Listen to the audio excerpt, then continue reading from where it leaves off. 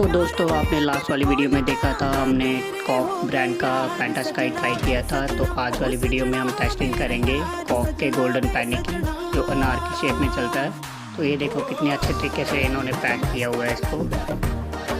तो अभी हम चलते हैं जल्दी से छत के ऊपर, तो इसकी टेस्टिंग करते हैं। तो ये देखो इस टाइम हम इसको आग लगा रहे हैं, देखते हैं अभी ये कैसा चलता है अनार की शेप में। तो ये चला तो काफ़ी अच्छा है, बच्चों को दूर रखिए इसे।